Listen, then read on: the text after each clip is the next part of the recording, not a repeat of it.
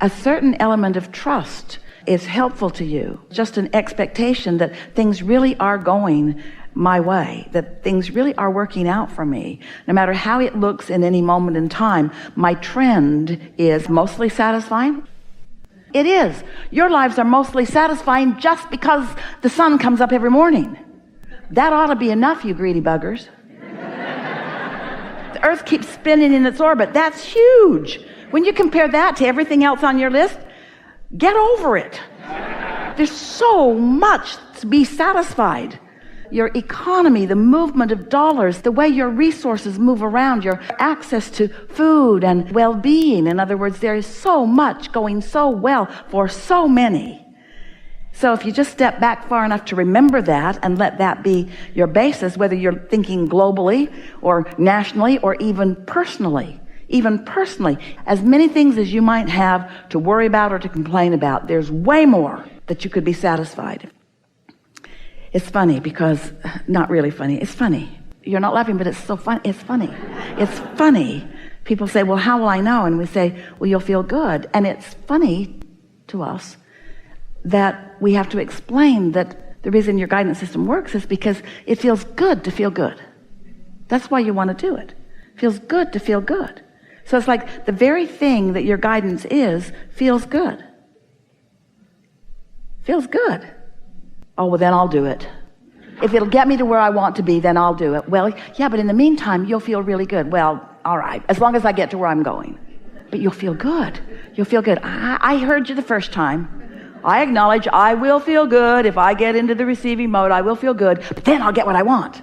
We say, you're always in some point of manifestation. Why not just decide that your intention, your goal, is to feel good? That's what you're here for the joy, for feeling good. And life is demonstrating to you all day long what your vibrational mix is. What a lovely gift that is. Because you want to know what your mix is, don't you? So your emotions will tell you, or let's say something different. My sensitivity to my emotions could be better. I could be more sensitive to my emotions so I could catch it in the earlier subtle stages. You know how you do that? When you spend time every day, 15 or 20 minutes is enough. When you spend time in meditation so that you acknowledge what the receptive mode feels like, then the more aware and alert you are to that sensation, the more less satisfying emotions will stick out like sore thumbs, and you'll catch them in the earlier stages. So say to yourself, I'm going to sit for 15 or 20 minutes, not more, and reach for a place of satisfaction. Just a place of satisfaction. Everything that we're talking about here today is about you tuning yourself so that you consciously know what satisfaction feels like. If you're not really aware of what it feels like to be satisfied, you might find yourself in a conversation that is unsatisfying and maybe not even notice it. And sometimes it's a subject that just has a lot of momentum, so it feels normal. It feels normal and justified and practical, and you're really going to like this. We've been saying it for years, but not like this. You're always under the influence. Did you hear us say that? It's just going to make you some bumper stickers. Under the influence. You'll see a lot of policemen by the side of the road. Under the influence. So you're always under the influence of something. So let's say that you haven't been really paying attention and you've rendezvoused with some people and they're not particularly satisfied. In fact, they might even be complaining or noticing something in life, commenting on something that's happening globally or nationally or in the community or in their own life experience. And as they begin to talk about it and you begin to listen, you fall under their influence. Because you're always under the influence of something. Just like if you're in your car and your radio's on, it's set on some station. You're tuned to something. What is it? So let's say in this example that you're not under the influence of pure positive energy. You're not tuned in, tapped in, turned on, but you're tuned to something that is less satisfying. And as you're tuned to something that is less satisfying, you might even finally become aware of it, but you're already tuned there It's hard in the moment to change the station, to change the frequency. And so we want to say it's more about what you prepare in advance and how well you maintain it than it is life coming at you and you having a knee-jerk response to it and then trying to pivot away from your knee-jerk response. That's really the hard way to go about it. And we're going to say something to you. We love you so much. You know what's coming next. Most of you are under the influence of people who are around you because they're vivid, they're alive, you're translating them through your physical senses, they're real, and they're talking, and they've got opinions, and they're entertaining, and they're coming at you all the time. So it's not an easy thing when you're in this world observing what's going on to tend to your own vibration. You have to do it on purpose. You have to know what satisfaction feels like and what dissatisfaction feels like, and you have to care about which one you're in, and then you have to practice satisfaction until under any and all conditions you can feel satisfied. Sometimes there are issues that are just big, big, big, big, big, and no matter how practiced you are at alignment, you might know when I focus there, it's going to take me from my alignment, and we would not make that sacrifice. We've been saying for a long time that we would rather see you in a state of appreciation than in a state of meditation, because you can't meditate all the time. You want to be out in the world collecting data. And further, this is an important thing also. We said to you, step 1 is ask. Contrast helps you do that. Step 2 is source answers. That's not your work. Step 3 is to want to feel good and get in the receptive mode. That really is your dominant work. Step 4 is being really good at that. Odd that we would make step 4 just being really good at step 3. We thought it was worth it. Just get really good at it. And step 5 is life has come at you. You're living in the real world. You see something that you don't like, and you feel the negative emotion. But even though you feel the negative emotion, you're really not mad at yourself because you know this new experience and new contrast and new territory is what's causing you to give birth to a new desire. And that's the expansion that you are eternally always going to be about. So we're not for a moment trying to talk you out of never having negative emotion. We just want you to know what it means.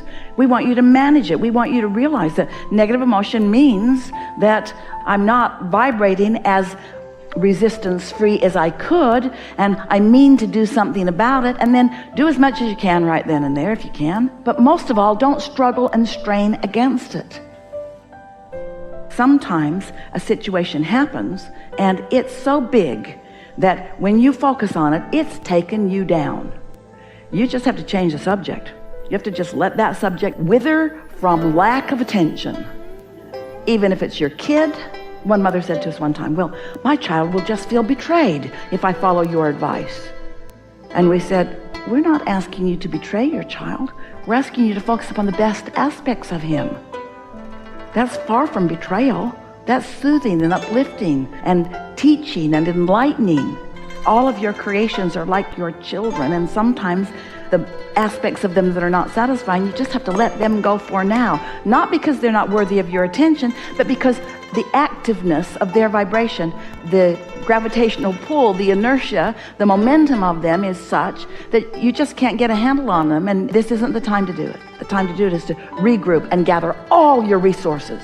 And when you are in the receiving mode, your leverage that comes from that alignment, it's massive. The leverage of alignment, the power of alignment is huge. It's worth going for. So let's talk about the ground that we've covered here. It sounds simplistic to say it really is simple as being satisfied rather than dissatisfied. But aren't you really getting how turning of your mind in that way will cause you to maybe be there more? And won't that change your point of attraction? And won't then the new manifestations that you are witnessing be evidence of the change? And then won't it be more easy for you to now believe in that? You see what we're getting at? We're not asking you to dig up your beliefs and change them. We're asking you to just bridge them and let old unhelpful beliefs just dwindle away while you accentuate the beliefs that are really serving you, by allowing your connection, and therefore your impulses, to let you be influenced by your inner being, who is in the process of gathering the cooperative components, you being one of them in this case. And so what we were talking about the universe surprising and delighting you, because sometimes things you think you wouldn't choose are the base points of launching you into things you really would choose.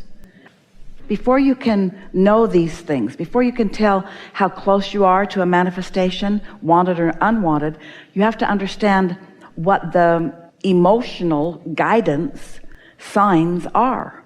So you have to get in touch with how you feel before you will have any way of knowing. And that's why we're encouraging meditating and therefore practicing the receiving mode, and even further practicing acknowledging when you feel satisfied and when you don't, because then you can gauge what your degree of dissatisfaction is, the degree of it and how often it is, or your degree of satisfaction and how often it is.